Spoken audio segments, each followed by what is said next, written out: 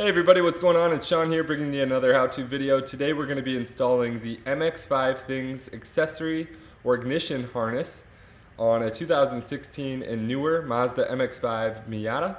Specifically, we'll be working on my 2020 RF in the Grand Touring trim level. So let's take a look at what we have. Here is the harness itself from MX5things, and it will essentially allow your accessory controls such as your infotainment screen to remain on even after you turn the car off and hit that power button. So if you're on a call or perhaps you're really jamming out to a song you like, this harness will allow the car to stay on for 10 minutes or until the driver's door is opened, whichever comes first.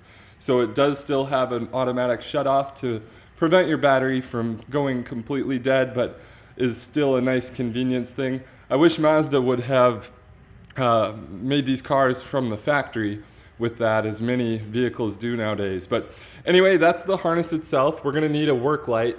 This is a must-have for this job. It's really going to be a dim and poorly lit area that we're working in. You'll want a 10mm socket with your ratchet. That's to disconnect the negative battery terminal. Then you're going to want a really long flat blade screwdriver. I would say 10-12 inches at least, and then your favorite pair of needle nose, probably the longer the better, to help us out. So let's go and take a look at the car, and the first thing we'll do is disconnect that negative battery cable. Okay, you see I've got the battery cable disconnected, so now we can go and tackle this job. This is always a good best practice to do in case you're working on anything electrical or on the factory wiring harness. All right, now that we've got the door cracked and you can see the interior of my MX-5, the next thing I want you to do, if you have an ND2, this is the shortcut to completing this process. You're going to want to extend the steering wheel all the way out and all the way up. This is going to give us a ton of access on an ND2 that, frankly, the ND1s just don't have that luxury.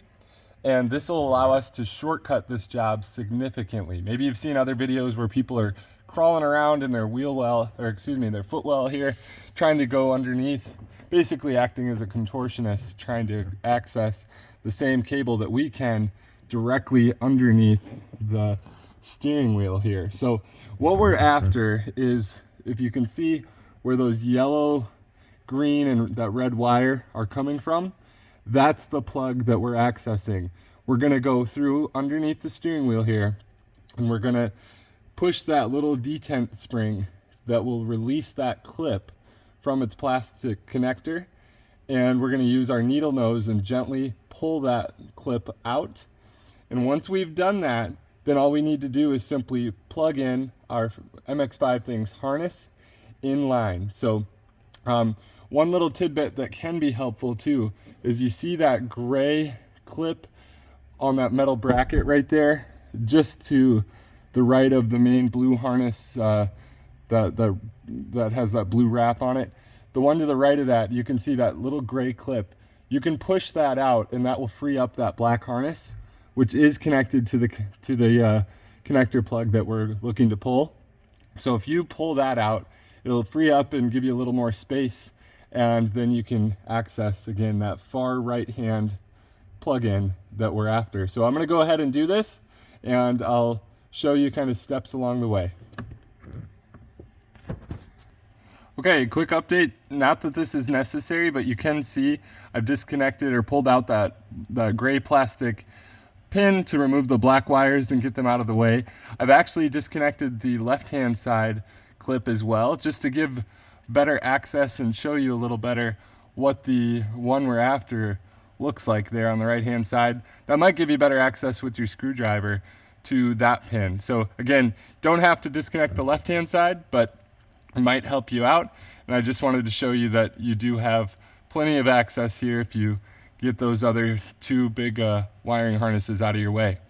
Okay, you can now see I've got the plug disconnected that we're after there on the right hand side. So now I'm going to plug in our MX5things harness in line with that plug, and then put both of these factory connections back together. All right, there you can see our MX5things harness has been installed in line with the right-hand connector. And one note, when you're making those connections again, make sure you get a nice solid click when you're making both connections and then plugging everything back into the factory plugs. You just want to make sure that everything is completely plugged in all the way. Otherwise, you might find out that you've got intermittent problems or things aren't working the way they should once you've completed it. So now we'll go ahead and grab all our tools, get out of the interior here, and we will plug back the, reconnect the negative battery terminal and test out, make sure everything works.